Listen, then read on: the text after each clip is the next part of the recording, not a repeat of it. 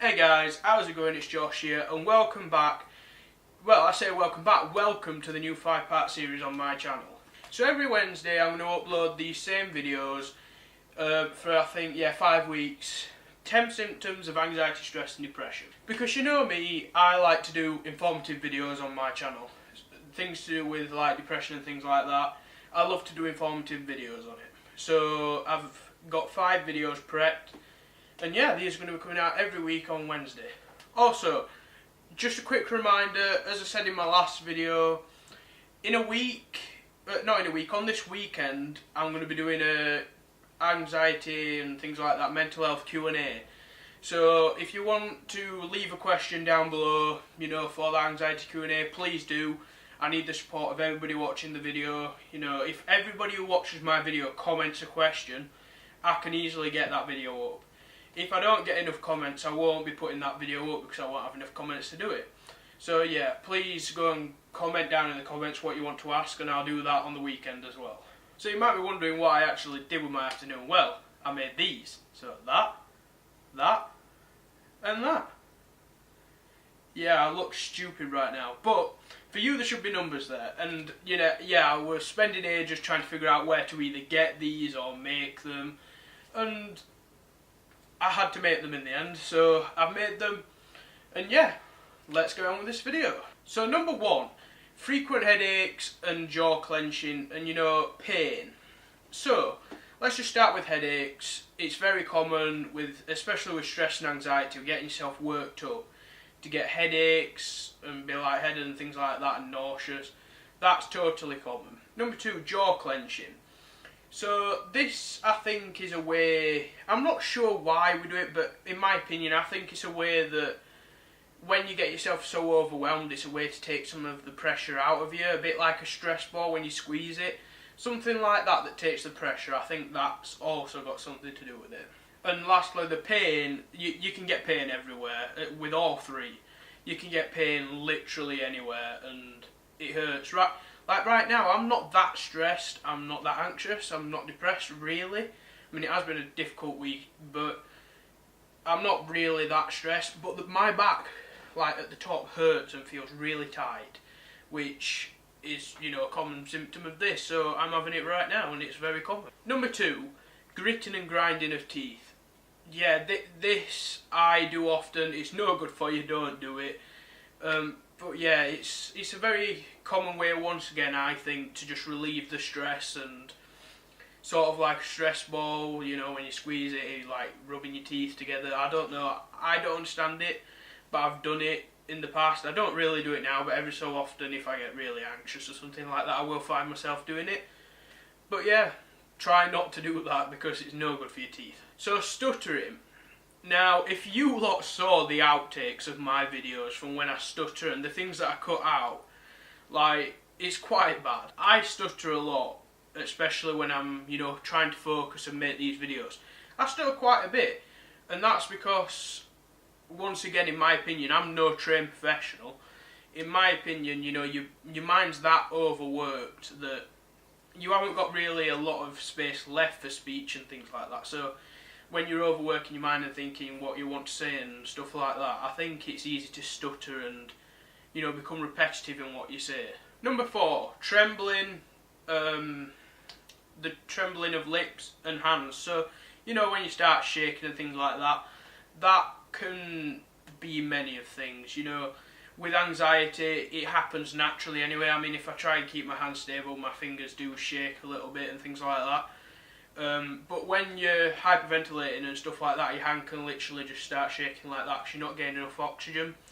So that is very common. Stress also does it, twitches in the eye and things like that, and constantly vibrating, that is also very common. I'm not sure why it does it, but it is very common. And with depression, I don't know, there's a lot of things that go off with depression, so it wouldn't surprise me if it went off with depression, but, as I say, I don't know if you'll be able to see it, but I shake a little bit. And it's all completely normal, especially with mental health, it's up here, so pretty much anything can end up happening. Number 5, what I've just been saying, neck pain, back pain, and, muscle spasms, like cramps in your feet and your leg. Now, I honestly don't know why it does this, but you'll find if you're a lot more stressed or a lot more depressed, that you get a lot more cramps. When I was really bad, and I mean really bad with depression and stress, I used to get like cramps every day. Every day in my legs, every day in my feet, sometimes like here, round my wrist, and yeah, just like my fingers and stuff, my fingers would lock up, and I thought something was wrong, but no, it happens when you get stressed. Your muscles just tighten up, and it's really weird, and it's really uncomfortable as well. But yeah, once again, extremely common, so it's nothing to worry about. Number 6, I've just touched up on this a little bit, but light headaches and also more of the faintiness and dizziness. So it's quite common to feel faint and dizzy, especially when you're having an anxiety attack, because hyperventilating causes that. You don't get enough oxygen into your brain and into your muscles and things like that. So like I said, you start shaking, and also you become lightheaded, dizzy, and you feel like you're going to faint, when in fact, you know, oftentimes you don't faint. I think I fainted once with my anxiety, which isn't that common because you have to get yourself really worked up for it. But you can faint with it.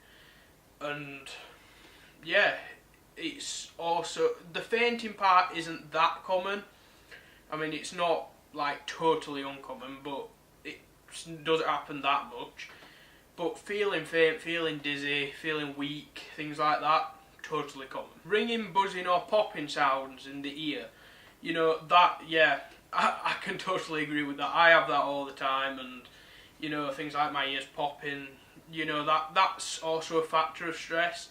If you're tensing up and things like that, and you've got anxiety the whole time and your body's constantly aching, like you're constantly tightened up, then I've experienced this a lot. I've got it, you know, right now, and it's just something you have to live with.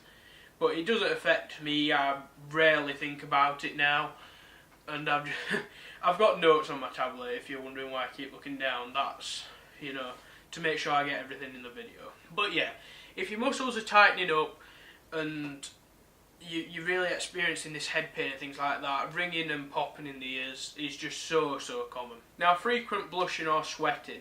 You know, obviously this is common with like getting nervous and stuff like that, but when it comes to anxiety, it's a different sort of thing. Once again, if you're hyperventilating, you're going to get really hot, and that causes sweats. You can also have cold sweats with it, which isn't involved in hyperventilating, but you can just naturally get cold sweats and body shakes. So yeah, it's not a great thing to have, but it happens. Number 9, cold or sweaty hands and feet. So yeah, my hands go cold and numb sometimes, and so do my feet. My legs ache sometimes, you know, that's normal.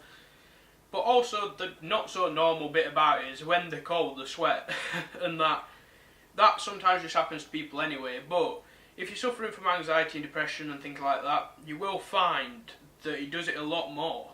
And once again, really weird, doesn't make sense. I know, I've been there, done that, but it does it. Even if it's cold, it still sweats. It's really weird. It's really weird. Now, number 10, the final one. I've heard quite a bit about this, but I've not experienced it all too much myself. I've maybe experienced it once or twice. Is an extremely dry mouth, which, you know, if you have anxiety, I mean, I've experienced that quite a bit. Like now, my mouth's a bit dry because I'm a bit anxious filming a video, but, you know, that's quite normal. We all deal with that if we have anxiety and depression. But the bit that I've not really experienced much with is the problem swallowing. You know, like swallowing saliva or food or a drink. I've never really suffered with that, but I've heard a lot about it, especially when I go to counselling and things like that. They always do bring it up that that's part of an anxiety attack and part of anxiety as a whole. So, you know, I guess if you're struggling with that, it seems common too, because I hear about it all the time. I just haven't personally dealt with it myself. So I hope this video helped, and I hope you enjoyed it, and I hope you want to see more content from me.